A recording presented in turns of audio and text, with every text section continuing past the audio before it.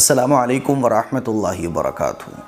روزے کی حالت میں پیریڈ آنے کے مسئلے پر کچھ ضروری باتیں ہیں جو میں آپ کو بتانا چاہتا ہوں، کیونکہ بہت ساری غلط فہمیاں ہمارے معاشرے میں پھیلی ہوئی ہیں، تو صحیح علم آپ کو حاصل ہو، صحیح مسئلے آپ لوگوں کو پتہ چلیں، تاکہ جو غلط چیزوں کو ہم فالو کرتے چلے آ رہے ہیں ان سے بچ سکیں۔ روزے کی حالت میں کسی بھی خاتون کو اگر پیریڈ آ جائے تو روزہ بریک ہو جاتا ہے۔ ایک بڑا غلط مسئلہ معاشرے میں یہ چلا ہوا ہے کہ اگر روزے کی حالت میں پیریڈ آئے آدھا دن گزرنے سے پہلے تو روزہ بریک ہو جائے گا، اور اگر پیریڈ آئے آدھا دن گزرنے کے بعد تو روزہ پورا ہو جاتا ہے، پورا مانا جاتا ہے۔ تو ایسا کچھ بھی نہیں ہے۔ روزے کی حالت میں پیریڈ آ گیا، افطار سے 5 منٹ پہلے بھی اگر آ گیا تو روزہ آپ کا بریک ہو جائے گا، آپ کو اس روزے کی بعد میں قضا کرنی پڑے گی۔ خوب اچھے طریقے سے سمجھ لیجئے۔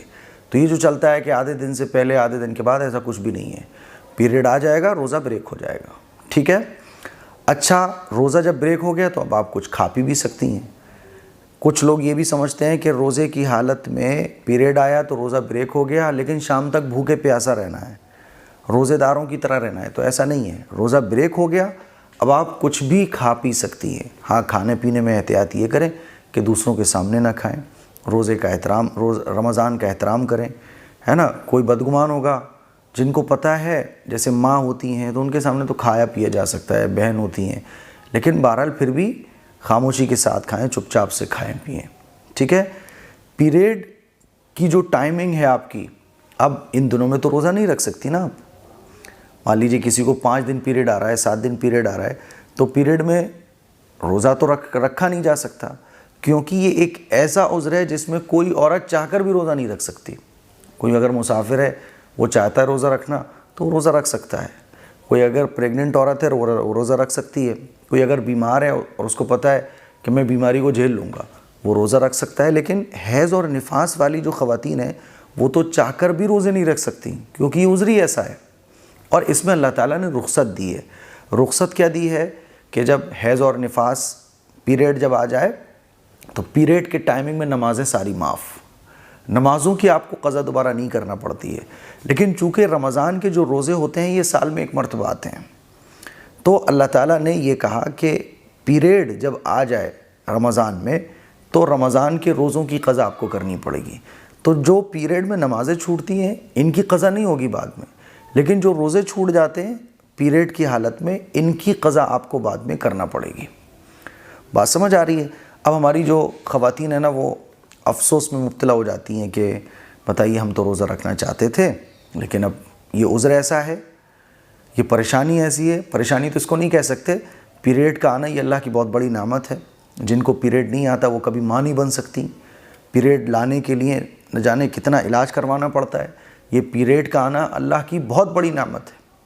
کبھی آپ گوگل پہ سرچ کر کے دیکھیے کہ پیریڈ آنے کے فائدے کیا ہیں، تو یہ بہت بڑی خواتین کے حق میں نعمت ہے اللہ کی۔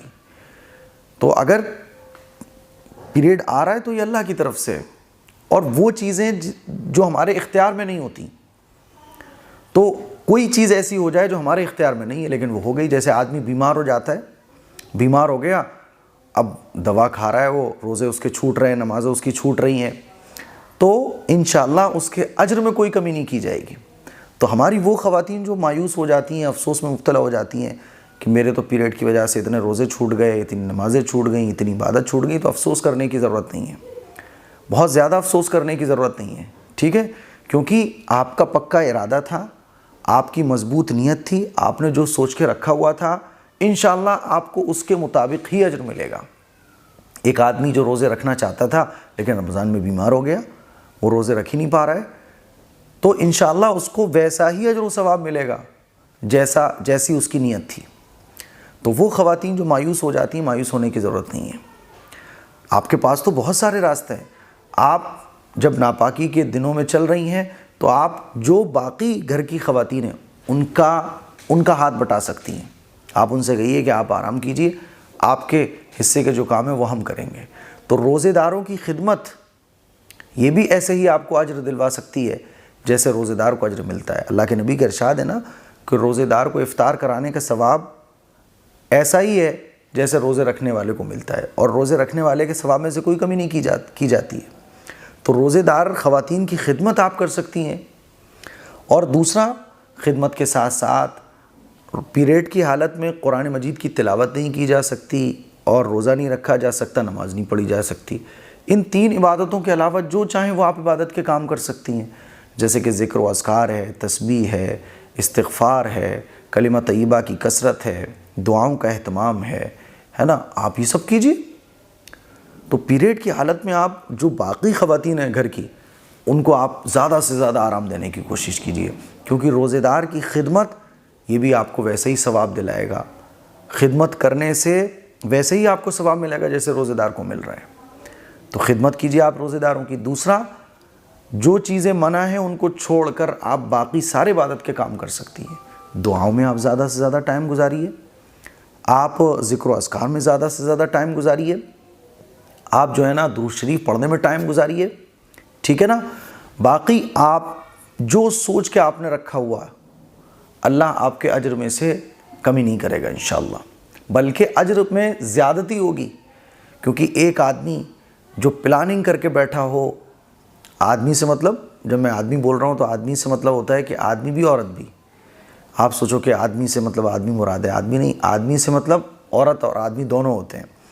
تو کوئی بھی شخص، کوئی بھی آدمی یا عورت یہ ارادہ کر کے بیٹھا ہو کہ اس رمضان میں اتنے قرآن شریف پڑھوں گا، اور خدا نخواستہ کوئی عذر اس کو لائق ہو گیا، وہ بیمار ہو گیا، اب وہ قرآن شریف کی تلاوت ہی نہیں کر پایا، لیکن اس کا ارادہ پورا تھا، تو اللہ تعالیٰ اس کے ارادے کے مطابق اس کو اجر دیتے ہیں، اور یہ جو تکلیف اس کو ہو رہی ہے اس پہ بھی اجر ملتا ہے۔ تو میرے عزیز بہنوں، مایوس ہونے کی ضرورت نہیں ہے، بلکہ آپ اپنا ٹائم برباد کرنے سے بچا کر روزے داروں کی خدمت میں لگائیے، اور جو حیض کی حالت میں عبادتیں آپ نہیں کر سکتی ان کو چھوڑ کر باقی جتنے بھی عبادت کے کام ہیں اس میں اپنے ٹائم کو لگائیے۔ ہوتا کیا ہے کہ خواتین جو ہے نا پیریڈ کی حالت میں ہو گئیں، اب ٹائم ایسے ہی اسپینڈ ہو جاتا ہے، بس سوتے سوتے لیٹے لیٹے ویسے ہی اسپینڈ ہو جاتا ہے، اور بس ایک ہی مایوسی کرے، یہ حیض آ گیا تو اب کیسے عبادت کریں، کیسے روزے رکھیں، اب کیا کریں، اتنے روزے چھوٹ جاتے ہیں۔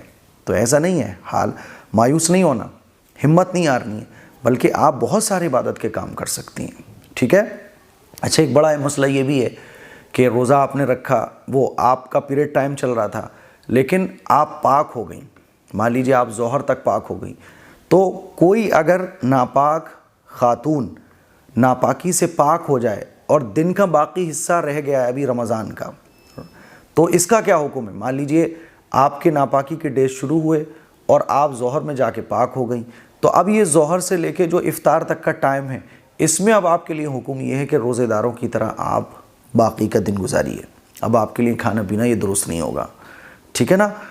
روزے کی حالت میں جب آپ تھیں اور پیریڈ شروع ہو گیا تو روزہ بریک ہو گیا، اب یہ پیریڈ ٹائم چل رہا ہے، اب پیریڈ ٹائم آنا بند ہو گیا، تو باقی کا جو دن کا حصہ ہے روزے کی حالت رمضان کا، تو وہ آپ کو روزے داروں کی طرح گزارنا ضروری ہوگا، ٹھیک ہے۔ تو مجھے امید ہے یہ چند مسائل تھے جو آپ لوگوں کو اچھے طریقے سے سمجھ آ گئے ہوں گے۔ اب پاکی ناپاکی کے جو مسائل ہیں وہ کامنٹ باکس میں آپ کامنٹ کیجئے، چاہیں جو بھی آپ کا مسئلہ ہو، میں انشاءاللہ الگ سے کلپ بنا کر آپ کے سوالوں کے جواب ضرور دوں گا۔ میرے لیے دعا کریں، گلے میں تھوڑا سا آرام ہے، زیادہ آرام نہیں ہے، اللہ تعالیٰ آواز کو ٹھیک کر دے تاکہ بہت ساری چیزیں مجھے آپ کو بتانی ہیں۔ السلام علیکم ورحمۃ اللہ وبرکاتہ۔